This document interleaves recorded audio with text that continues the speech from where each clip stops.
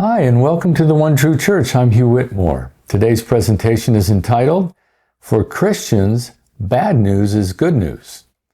Bad news has increased in the world, and bad news is good news for believers because Bible prophecy shows that as the power in God's church increases, an increase in evil from the dark force that runs the earth will follow.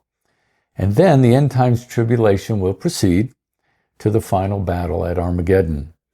We are living in a time of that increase in church power, so please keep up the good work.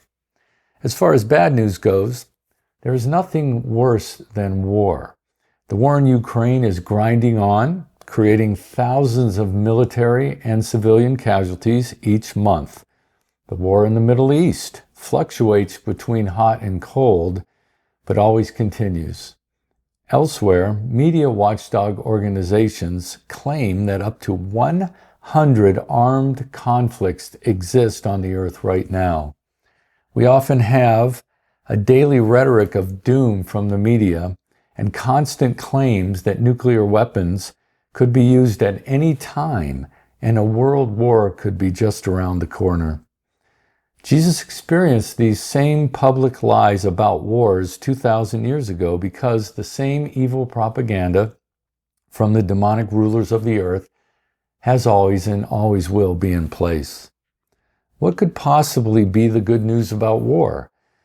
Jesus said in Matthew 24:6, when asked how we could know the end times were upon us, and you will hear of wars and rumors of wars.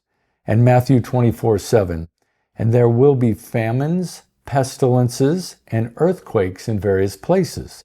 Pestilence is an epidemic, one of which was concocted for the world in 2020. Jesus is our teacher and protector, so him telling us that this type of bad news is a sign of the end times is good news for us and exactly what we want to happen, even though it hurts to see, because God's victory for us is within reach. Here's some more bad news. We live in a lie-based world. Most of you are already aware of this. Everywhere people are lying for money, lying for political donations, and lying for page views to build their brand. Many news stories predict doomsday scenarios that never come and refuse to address their own written premises until you are forced to scroll past several ads. What good news does our faith give us about lying here on the earth? The 9th commandment bans lying. 1 Peter 3:10 says to refrain the tongue from evil and the lips from speaking deceit. Revelation 21:8 says of lying and other immoral behaviors prevalent in the end times, the cowardly, unbelieving, abominable, murderers, sexually immoral, sorcerers, idolaters, and all liars shall have their part in the lake which burns with fire and brimstone. The good news is that the pervasive extent of lying in these times proves the end times are in motion. This too is good news for believers in the one true God, for those of us who live in his truth.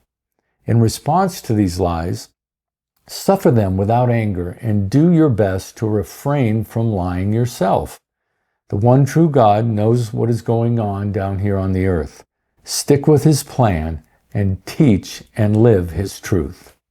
Next up is bad news on theft. Retail theft is out of control in the United States because state governments refuse to punish it. The 8th commandment is thou shalt not steal. Couldn't be plainer, which is exactly why the government is allowing theft to increase.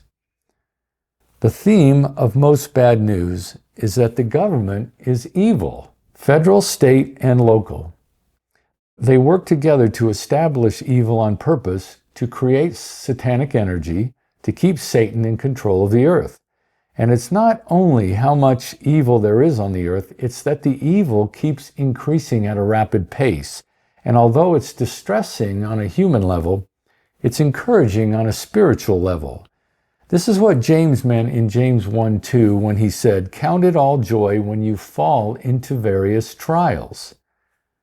It's not that it's easy to be joyful in this awful world. It's that our joy is being built up in heaven. So keep your mind on that. Believers exist on two levels on this earth. On the physical level, please keep yourself as safe as possible and separate from evil, from the worst kind, such as crime, to the lower evils, such as the burden of narcissistic, rude people and this toxic popular culture. On the spiritual level, we are ahead right now in this race that ends with the return of our teacher and protector, Jesus of Nazareth, but we must continue to do the works Jesus taught, or the dark force will overcome God's church, and this opportunity will pass to complete the end times. Whatever you're doing right now for God, keep it up. If you're doing less than you should, move things up a notch. Pray more, fast and pray if you are able to fast. Comfort a brother or sister in the faith. Forgive and forget the slights of daily life.